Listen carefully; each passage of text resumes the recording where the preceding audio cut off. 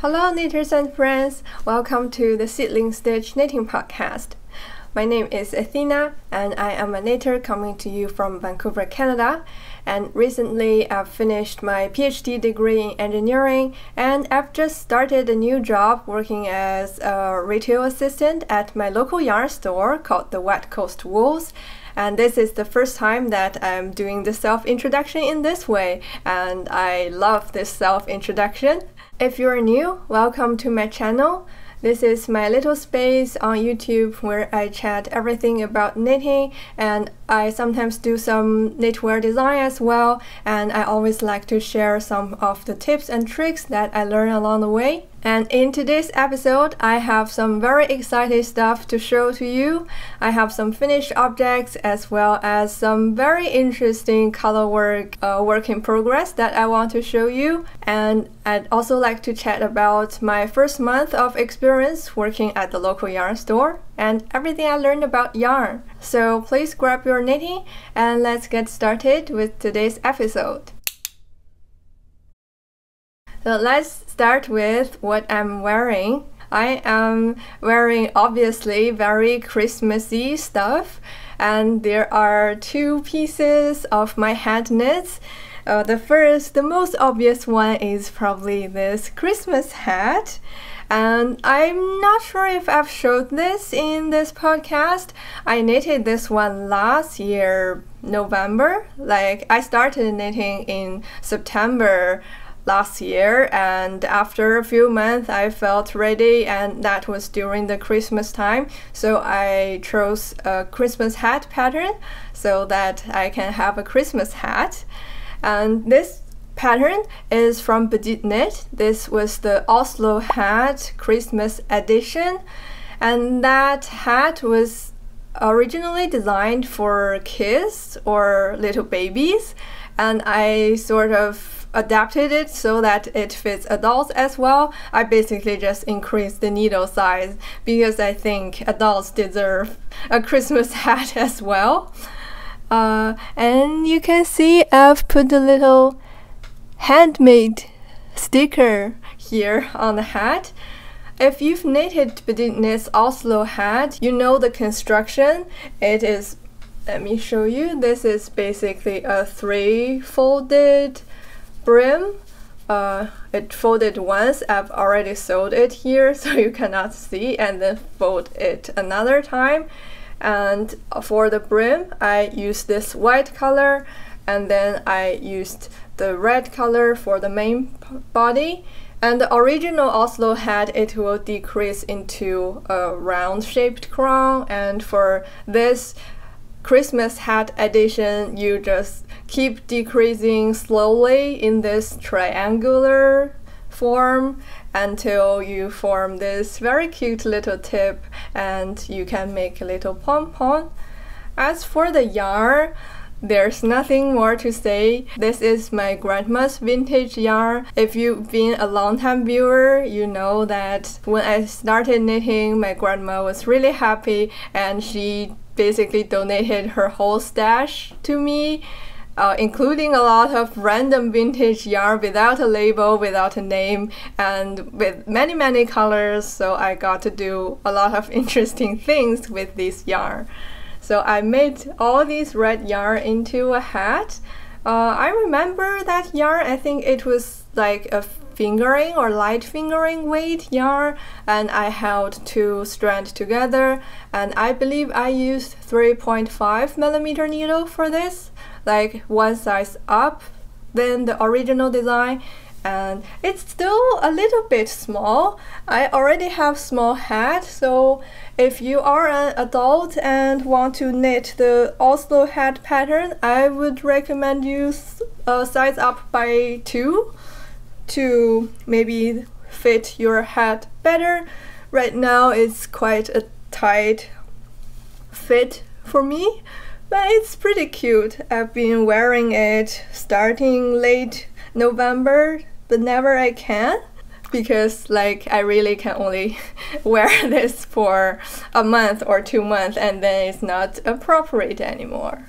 That's the red part, and as for the little green decoration. This is my Amy Slipover, and this is a recently finished object. The pattern is from this book, from Sandnes Garn 2202 MYKT till Dam. It's supposed to mean soft knits for ladies.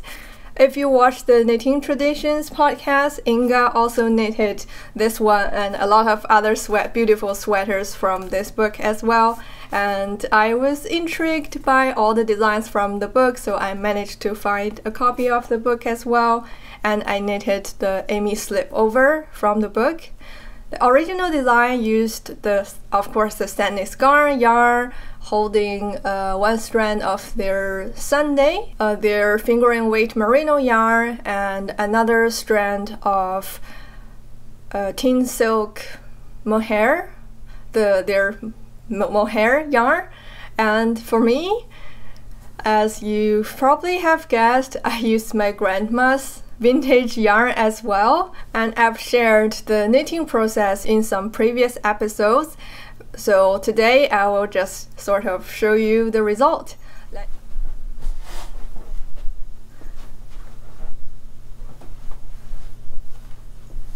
I think it looks really nice. This is just a Slipover with the front panel and the back panel.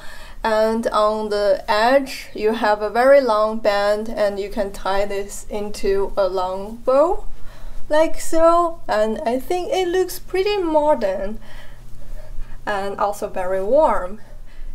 In the original design, it has a really long neckband, probably 20 meters long.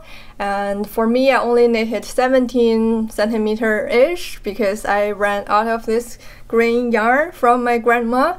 I used all of this green yarn to make exactly this garment, so I was very happy with the game of yarn chicken that I played. Construction-wise, this is very simple. You knit the back piece from top down, and then you pick up along the shoulder to knit the front panel top down, as well as making this neckband shaping. And then you pick up stitches around the panel, as well as casting on some stitches. I've showed how to cast on the stitches with a type of a crochet hook and knitting needle cast on. You can check my last episode or a YouTube short video that I made to show you how to cast on, use that method for this band. That method can also be used as a type of provisional cast on, and it is really handy, so I highly recommend that method if you want to cast on something for a long rib or you want to use a provisional cast on. And then finally you will pick up some stitches around the neckband to knit this ribbing and finish the neckband. As for modification, I almost didn't make any modification apart from, like, in the pattern it asks you to do the Italian bind off. I just think it's just too much work for Italian bind off, and a regular bind off doesn't look much worse. I actually prefer this kind of straight edge coming from just a regular bind off, so I ignored the Italian bind off and everything was fine. And as for yarn, I've said this is my grandma's vintage yarn, and I held 2 strands of that sort of light fingering weight woolen yarn. I held those 2 strands together to achieve the gauge. And there was an interesting tip that I'd like to share.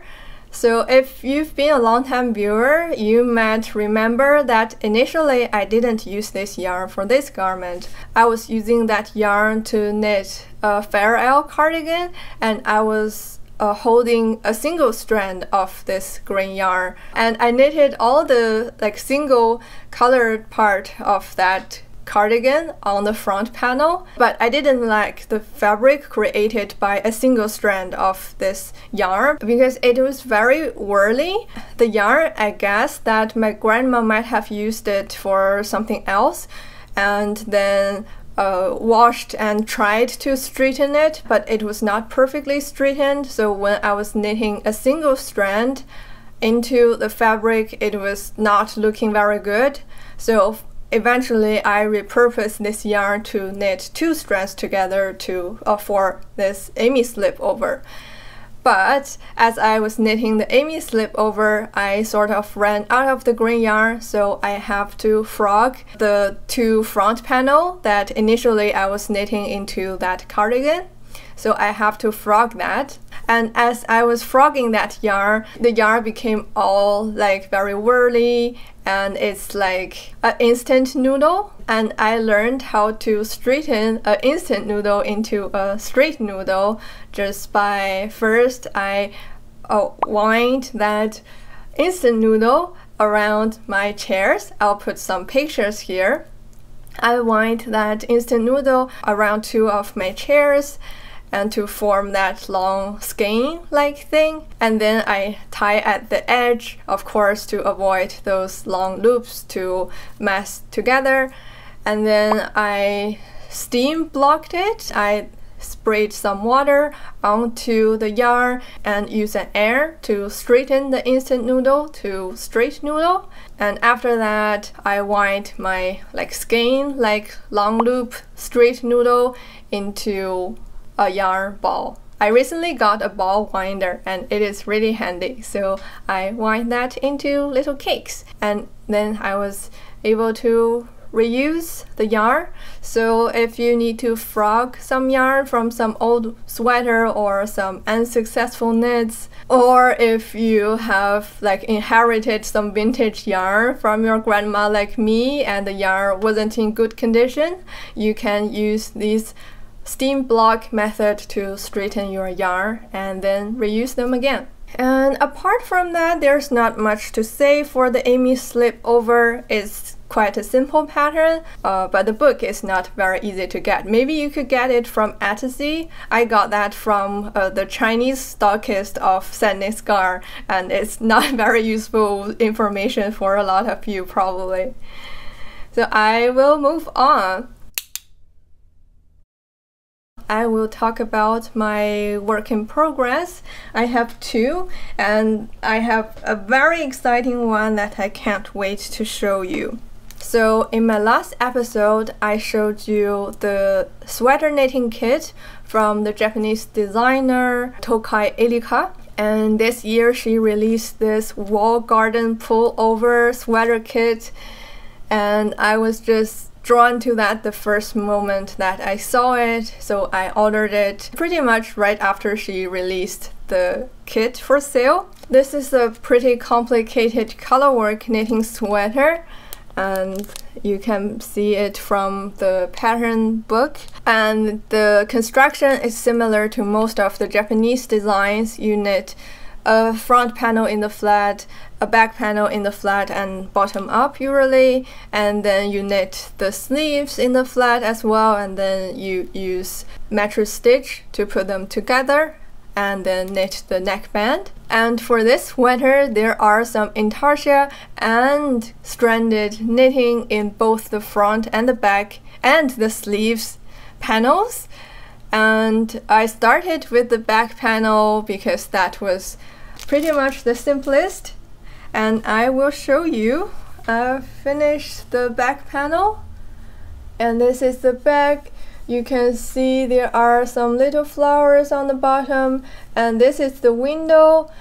There will be some embroidery on top of this to make it more window-like, and also the stems and the center of these flowers will also be embroidered.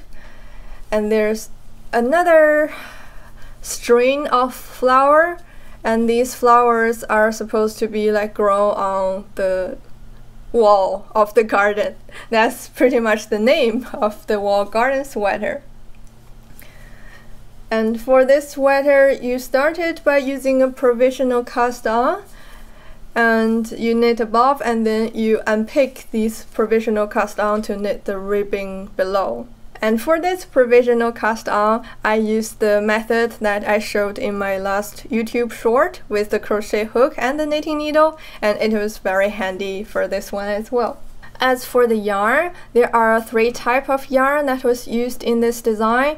The main color is a tweed yarn. It's the soft Donegal tweed. The sweater knitting kit came from the Japanese brand Puppy Yarn, and this soft Donegal yarn is from Ireland, I think, and they imported that soft Donegal yarn. And I found out that in the yarn store that I'm currently working, we also carry this soft Donegal yarn. I found exactly the same yarn, but we sell that in a cone, whereas in the Japanese puppy yarn, they wind them into a ball and sell that in a ball.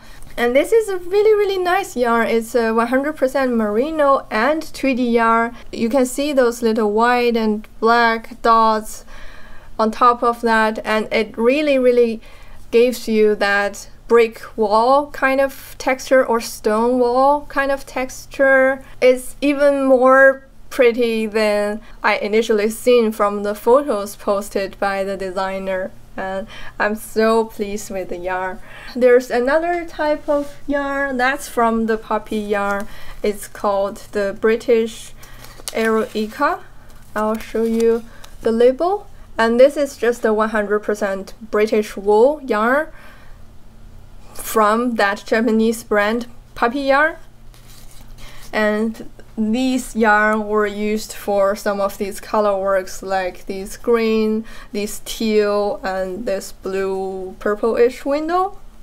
And also there's another worsted weight mohair yarn from the Puppy Yarn called the Julica. I'll print that name on the screen.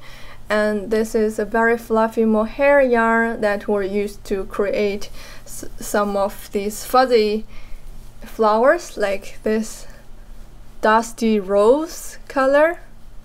That's the 3 types of yarn used in this sweater design, but there are many colors for each of them. So I think in the pattern there, the yarn colors are from A, B, C, D, E, F, G, H, I, J, K, L, M, N, O, P, Q.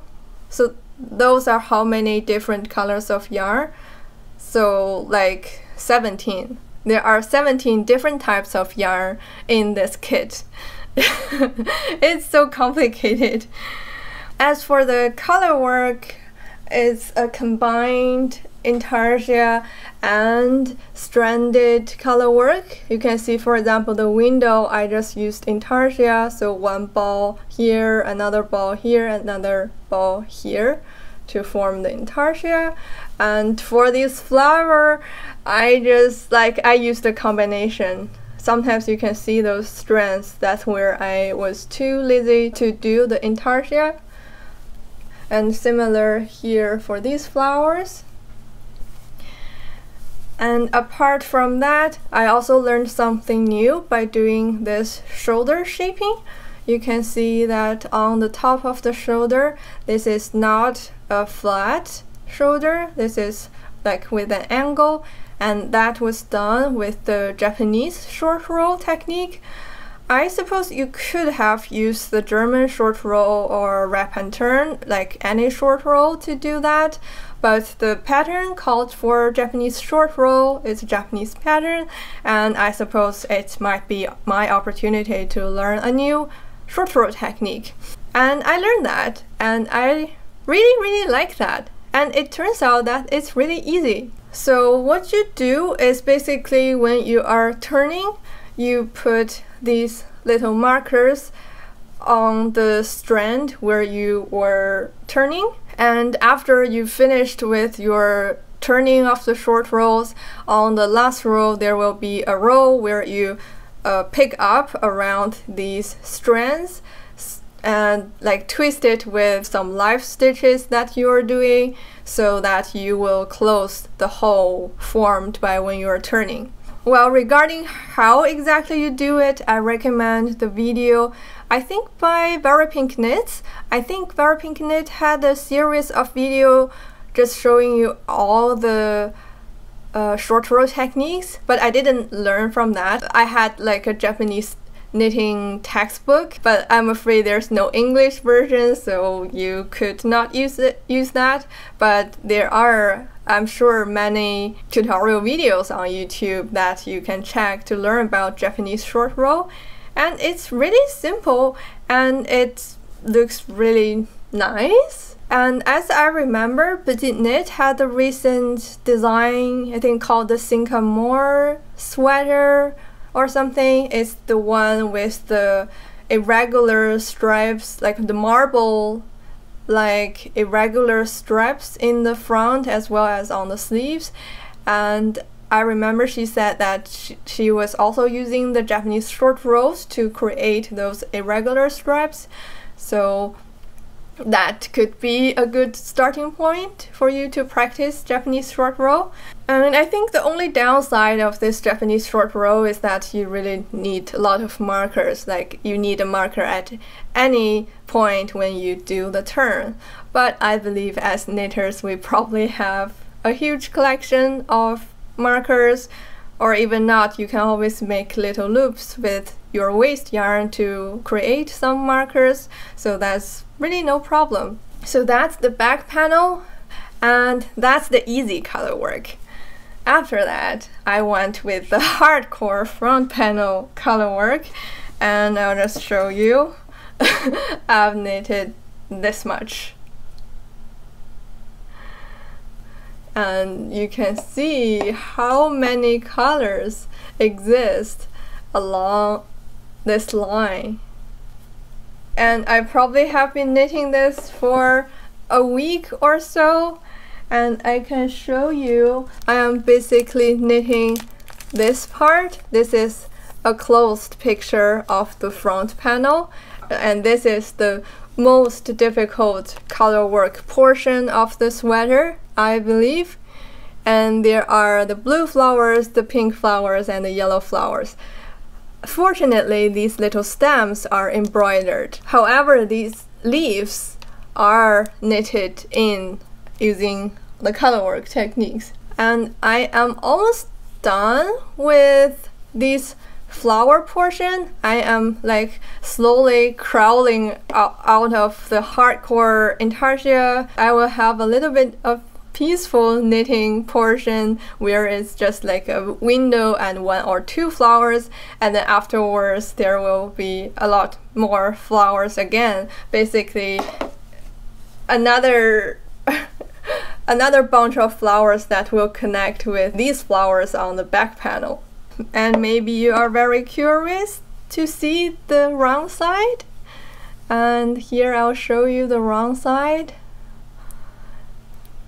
And as you can imagine, there are a lot of ends to weave in. I think for the front panel, I used a lot more intarsia than the stranded color work, just to save yarn and also to avoid some puckering, because sometimes with stranded color work, I tend to pull the fabric too tight. So I just used intarsia in most cases, and that results in a lot of ends to weave in.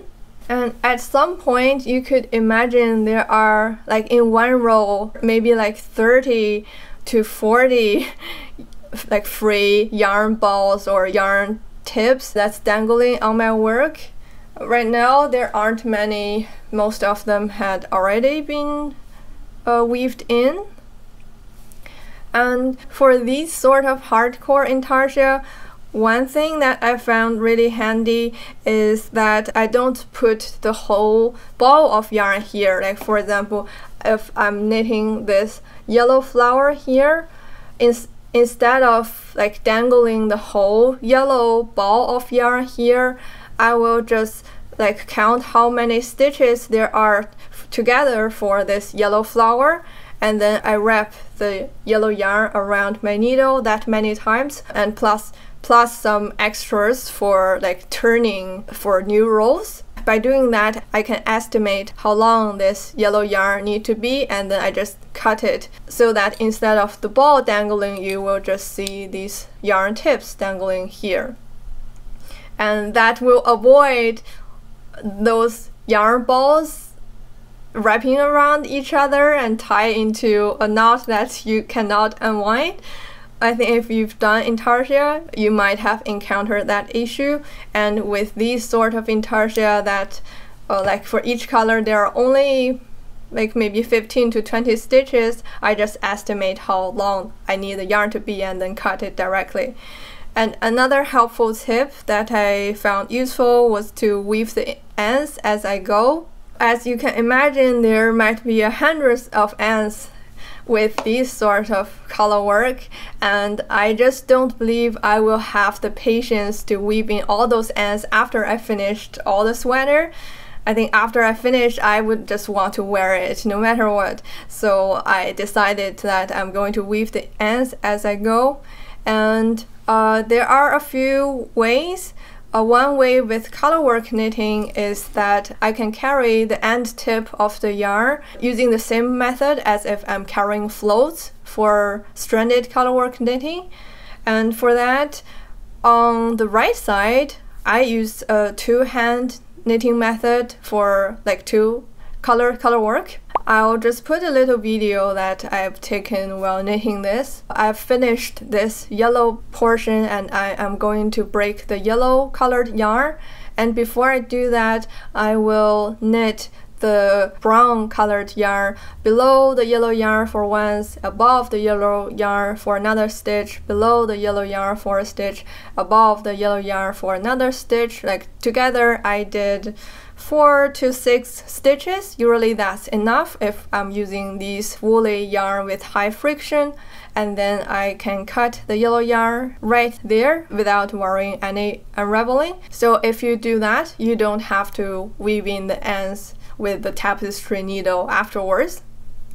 And this also works for like if you're joining new yarn, you just do that for 4 to 5 stitches before you actually knit the new color of yarn. And for the wrong side, it's similar idea.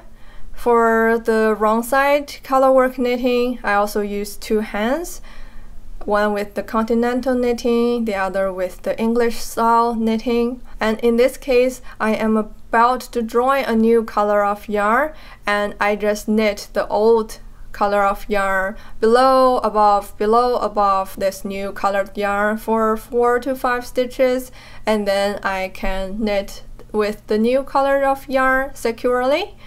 And this is also like how you carry the floats for wrong side colorwork knitting. Like people are sometimes afraid of doing stranded colorwork on the wrong side, and in this way you can do stranded colorwork as well as carrying floats in case you need to. But here I'm just using the carrying floats method to weave in the ends. So for the front panel, I use that method, and sometimes I even felt too lazy to do that, so I did leave a yarn tip there, and I usually just use a crochet hook to secure the yarn tip instead of using a tapestry needle, because sometimes I've already left a very short yarn tip there, and with a crochet hook I can just quickly hide the tip that was left over there and don't have to worry about it anymore. And I usually do that like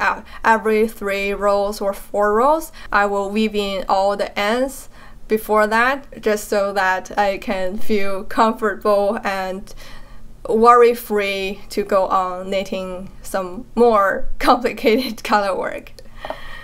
So yeah, so here is my hardcore colorwork sweater. I'm so very excited about this project. I think it's gonna be a super beautiful sweater, and I am aiming to finish this one by the end of this year so that, you know, I can wear it for the new year. And what else? Well, regarding the needle sizes, the pattern called for a Japanese size 9, which is 4.8 millimeter. We don't have that size there. I used the 4.5 millimeter needle. I was being reckless, I didn't swatch, but that's because I've knitted another design from this designer. If you remember, in my first episode, I wore the American short hair cat sweater. That's also from Tokai Erika. And that sweater called for a similar gauge and also the same needle. And for that sweater, I used the 4.5mm needle and was close to the gauge, maybe a bit tighter, resulting in a slightly smaller sweater. And that's good because from the original sweater design, it was quite big for me. And for this again, I sort of reduced the needle size, like reduced to the closest American needle size, and then I will knit this so that it is a little bit smaller. In this design, the bust circumference is 110 centimeters. It's huge for me, so hopefully using the 4.5mm, I can reduce the sweater size just by a little bit to have a good fit on my body. And that's everything about the wall garden sweater, I believe. And I have another whip, which is the color number 3 by My Favorite Things Knitwear. And this is my current progress. This is my first brioche stitch project, and I think I've selected it very successfully because it incorporates many important brioche techniques. Last time I might have shown you I knitted the back panel and then from bottom up, and then near the shoulder I'm doing a bunch of decreases for the brioche to form this shape. And then now I am knitting the front panel, and here I pick up stitches and then doing some increases. You can see here are the increases that give you the color shaping, and then I will keep knitting, and then I think there will be some decreases when I'm close to the end of this color again. And then I will also be doing some like brioche in the round. I haven't learned how to do that. I will learn as I go, and I will do some brioche in the round to knit like a turtleneck-ish thing for this color. And I am again using my grandma's yarn. I think I could probably use all or at least 80% of this yarn. I don't know what brand it is. There was no label. It looks like some blend of 2 colors of natural wool yarn. It also feels very woolly, very warm, and it looks like a fingering weight, so I'm combining 2 of them to achieve the decay weight that the pattern called for. I think brioche is not very difficult. I pick up it quite easily once I got the rhythm, and I'm mostly just knitting this project on the bus because there's not much shaping right now at where I am knitting, and it's very good for like a mindless bus knitting project. Okay, so next I'll talk about my new acquisitions. I did get some interesting acquisitions, and that is a book and also my birthday gift. I got the Pica Pau 3 Crochet Amigurumi toy book. If you are a crocheter, you must have heard this series of book. This is the 3rd of this series of the book, but this is the first one of Pica Pau books that I've ever gotten because I've only started crocheting since this summer or something. I've knitted a lot of animals. As you can see on the back, those are my knitted animals, and I mostly would prefer knitted animals because it feels softer to the touch, and the crocheted stitch is more stiff. But this designer's design are just too cute, and I've been anticipating this book for a while. Oh, by the way, this is a gift from you, Ran. If you watch, we did an episode together back in episode 13, and the sound quality was a little bit bad because we were filming in the outside due to her cat allergy, but that was a really joyful episode, and she's a really good friend of mine, and I've told her from a while ago that I wanted this book, so she ordered this book for me as my birthday, as well as finishing PhD, as well as turning 30 present. And this book was published early December, so very close to my birthday, so I just got this book recently. The author had been posting pictures of these animal designs on her Instagram even before the book was published, and I got hooked by one of the animals, this polar bear, immediately after I saw it, so I decided I want to make it. And the designer was very like loose on the requirement for the yarn. Like she's like, you can choose any color, any brand, or any thickness of yarn that's appropriate for your project, because like the finished size of these animals doesn't really matter. So I was looking for some Chinese yarn substitution for making this polar bear. And by the way, I think I love this design because of an animation series called the Bear, like 3 bears, and one of them is a polar bear that looks like this little guy, and it's really cute, so I want to make it. But other designs, other designs on this book are all awesome. Like this little dinosaur. My husband is a little dinosaur fan, little boys, and I might make this one at some point in the far, far future after I finished all my current projects. And here is a photo of all the animals in the book. They're all so cute. And in the book, the author also gave you some like character description of this one. So these animals, they have a name, have a character, have a story, and they are like friend with each other, and they are like good friend with some and medium friend with others. And it's really interesting. You can even like create a full storybook out of these characters. And back to the yarn. So I got some Chinese yarn for these crochet animal projects, and these is from this brand called 雪菲尔萌娃娃, which literally means like cute doll, which indicates that these yarn are basically created for crocheted dolls or toys. And this is like a 60% cotton and a 40% polyamide or nylon, like those plastic kind of fiber. And it's softer than, regular cotton. And they have really nice colors. I bought these like 6 colors. I think they are more than what I needed for the polar bear. I could probably get some other animals out of those, combining with some other stash yarn that I have accumulated. And it's really affordable. Guess how much one ball is?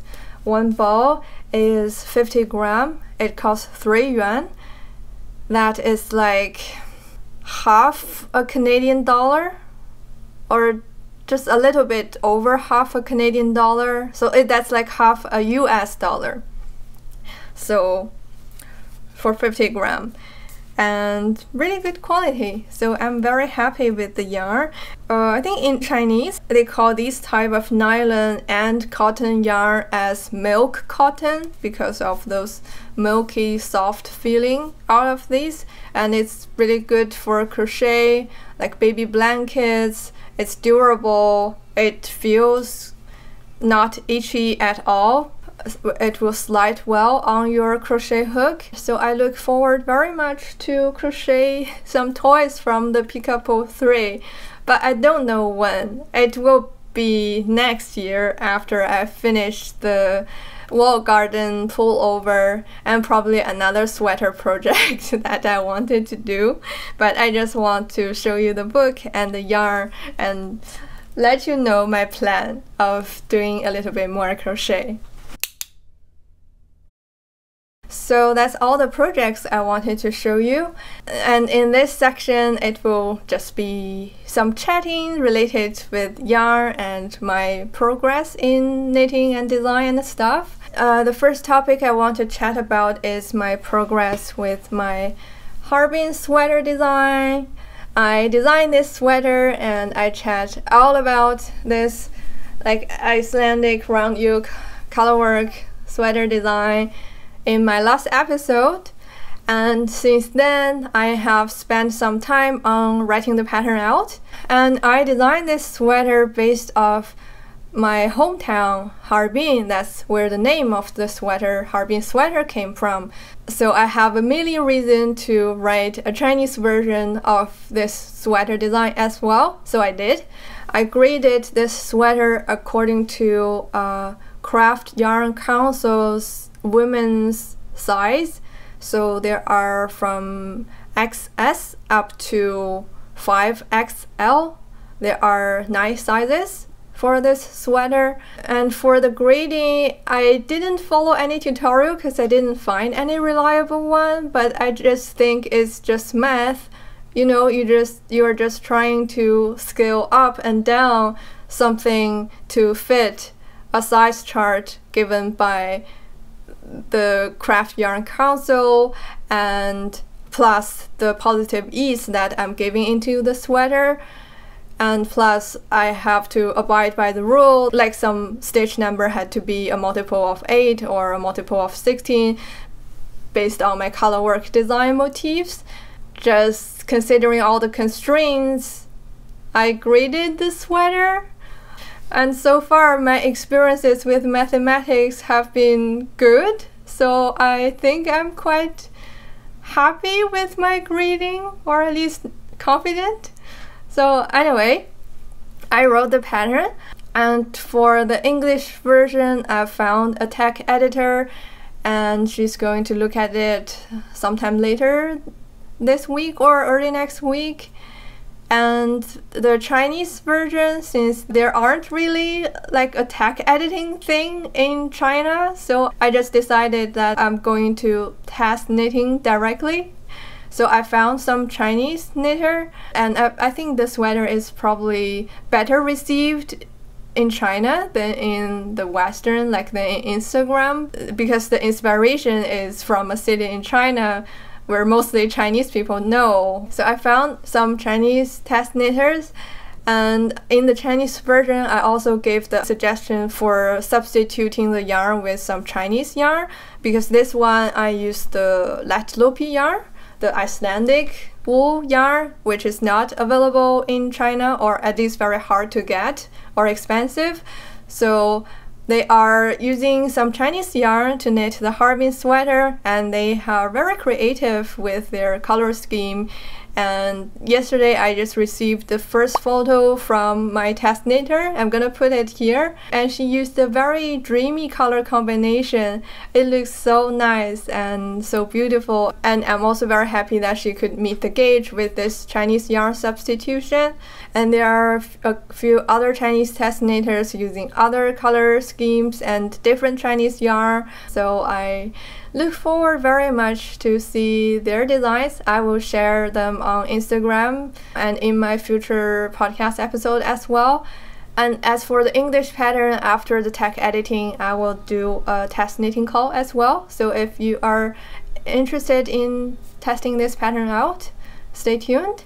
And speaking of Chinese test knitters, I'm also going to chat about my Chinese knitting podcast. I have been making these English language knitting podcasts for a little bit less than a year now, and was very happy that I was able to connect with a lot of English speaking knitters around the world.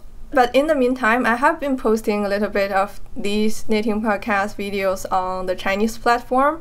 As you might have known, the YouTube is blocked in China, so most Chinese viewers have to watch videos from a Chinese platform called the Bilibili. And because of the English language, and I don't really have time to make Chinese subtitles, so I wasn't really able to make a connection with the local Chinese knitters, and that had been something missing in my knitting life, I would say.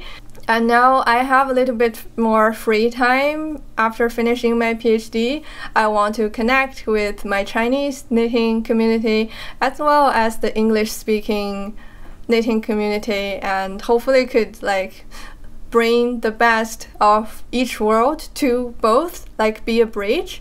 So I have been starting to make some Chinese knitting podcast, and I sort of gone viral on the Bilibili platform. I have made 4 Chinese knitting podcast videos so far.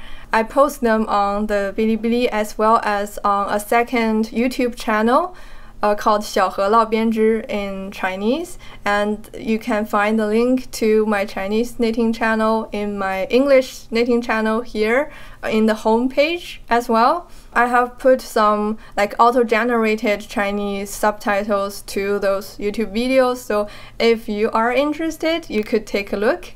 And in those past 4 episodes, in episode 1, I went through all the knitting projects that I have knitted. Basically, I want to bring the Chinese audience up to speed with my English-speaking knitting audience. And in episode 2, I chatted about how to start knitting if you're in China, like which book to buy, which tool, needles to use, which yarn to buy. And then on the 3rd and 4th episode, I talked all about yarn. A lot of knowledge about yarn came from my recent experience working at a yarn store. And it seems that my Chinese audience really enjoy those videos. It seems that the knitting podcast video genre has not been popular or exist in China yet, so I sort of fill in that gap. Like, there are a lot of tutorial videos in the Chinese knitting community or like video platform, but there aren't really many video about just knitters like me just chatting about my knitting projects, my thoughts on knitting, and sharing random interesting tips and tricks. And some of my Chinese audience, they aren't really knitters. A lot of them are younger than me, like in undergrad, and they just got interested in knitting after watching my video and started to learn how to knit by themselves. And I was so happy that I am able to share this craft that I'm so passionate about to more people, and even to the younger generation. That would be the best thing. And also I have some English speaking friends who's telling me that they are learning Chinese and they are watching my Chinese knitting podcast to practice their Chinese language listening. I'm so happy to hear about that. So, if you want to learn Chinese or you are learning Chinese and want to find some learning material, feel free to take a look at my Chinese knitting podcast. And I will be sharing the same projects and chatting about like similar stuff here in my English channel as well, so you won't be missing out anything if you aren't watching my Chinese knitting channel. And I just want to connect between the 2 worlds of knitting that I am living in, like between. And besides that, I can also chat a little bit of my experience working at my local yarn store, Wet Coast Wools. It's really like a dream job because I started learning to knit at the yarn shop. I learned the knit from a class that I took there at Wet Coast Wools, and I fell in love with knitting and got all involved with this knitting thing and doing podcasts and designing all these stuff. And now I can basically go back where all these dreams have started and work there. And it's really a step up from my life as a PhD student. I am going to show you a video footage of my lab at my PhD, and it's a really horrible, dangerous looking, scary place with spinning wheels and fluorescent dye liquid and high-speed cameras. So, not ideal. Now, my workspace looks like this with all these yarn. The owner of the shop called these yarn candies, and I'm just like the happiest little kid living with these beautiful yarn candies. And I'm also learning a lot about yarn. So Margot, the shop owner, recommended a book called The Book of Yarn by Clara Parks to me, and I've been reading these books every day in the morning. I had thought that this would be like a boring textbook-ish thing, just about the core knowledge about yarn, but it's not. It's very interesting. The author is very interesting. It tells you all those anecdotes about this yarn and how these are used, including some scientific knowledge and some like interesting experiences that she herself had knitting with this yarn or designing with this yarn. So it's really an enjoyable read, and I highly recommend to any knitter or anyone who loves yarn. And working with yarn is also helpful for me to become a knitwear designer. You know, that's my ultimate goal, to become a knit designer as well as like this knitting content creator-ish person. So it's good to know that when these customers come, what kind of yarn they are looking for, what kind of design that they are interested in, what color they like. So it's good for me to collect all those information to gather inspiration for my future knitwear designs. And this Harbin sweater is just the first one, the starting point of my many more sweater design to come, hopefully. And apart from that, I also have a sewist colleague.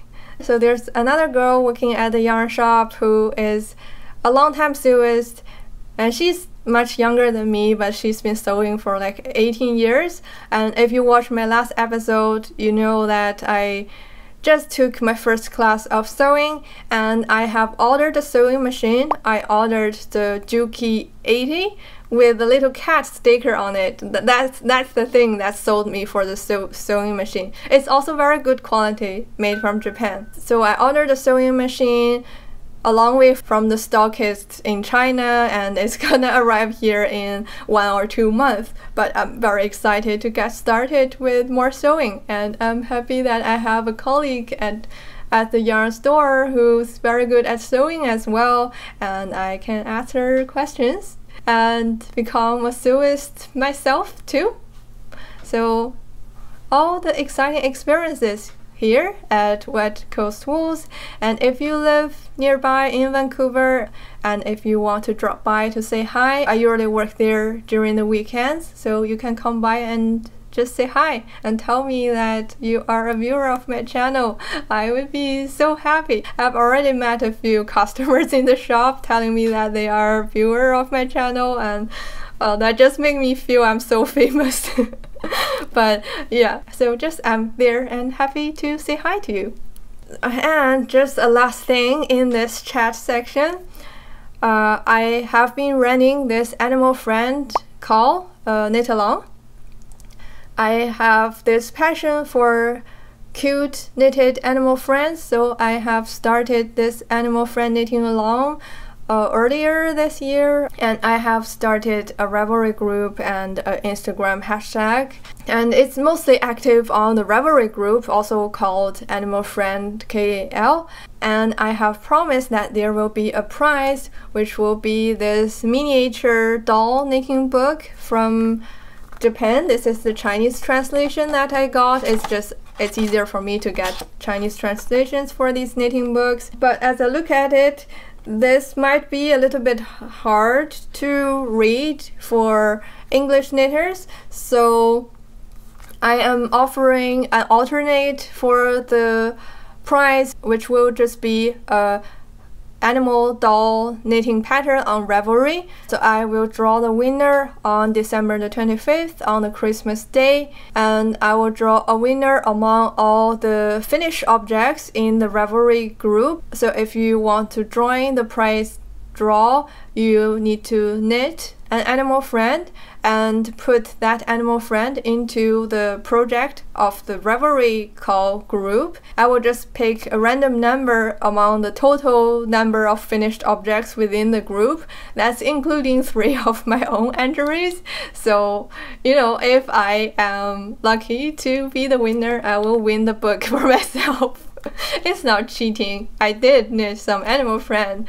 Or if one of you was lucky to win the prize, I will notify you in my future episode as well as through a message on Ravelry, and you can choose from either the book or a free pattern of your choice. And it has been a lovely enjoyable knit along, so I want to keep the group still for animal friends knitting, and you can continue sharing your knitted animal friends within the group or chat about techniques or yarns about animal knitting within the group, but probably there won't be any prizes. But it's always good to have some sort of community for some specific thing that you are knitting on. And in the next episode, I am thinking doing a review of all the sweaters that I have knitted this year. So hopefully by then I will have finished the wall garden sweater and can add that to, the list of all the sweaters I've knitted in 2022. And I believe that's everything I have to chat about in this episode. So if you enjoyed my little chats about knitting, please like the video, subscribe if you haven't, make some comments. Let me know what you are knitting on while watching my video. Or if you have any other comments or tips from watching the video, do let me know. And if you feel a bit more generous, please consider supporting me on Ko-fi. It's like a Patreon, and you can either make a monthly donation to me or just buy me a coffee for one time. And it's on ko-fi.com/seedlingstitch. And I appreciate all of you who have already donated. It helps me alleviate some financial stress. As you know, I'm out of PhD and only working part-time in the yarn shop now, and I'm hoping to build a financially sustainable career on knitting. So any donation helps. And all the projects or books, patterns that I chatted about is on my Ravelry. I'm on Ravelry as Athena Liu and Instagram as SD_Athena.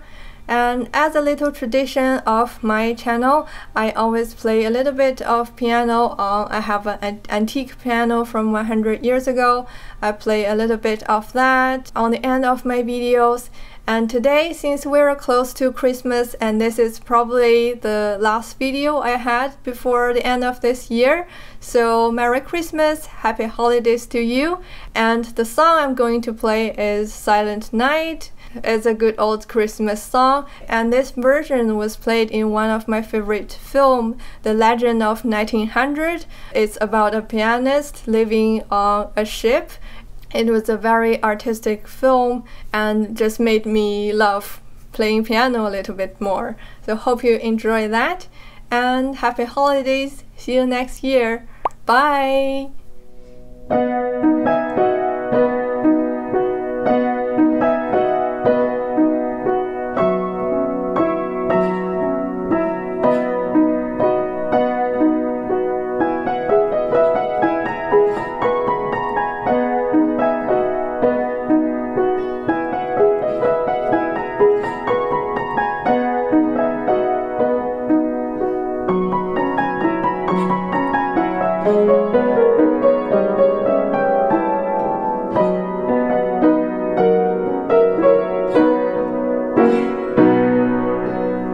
I got the Pica Pau. Yeah, I got the Pica Pau 3.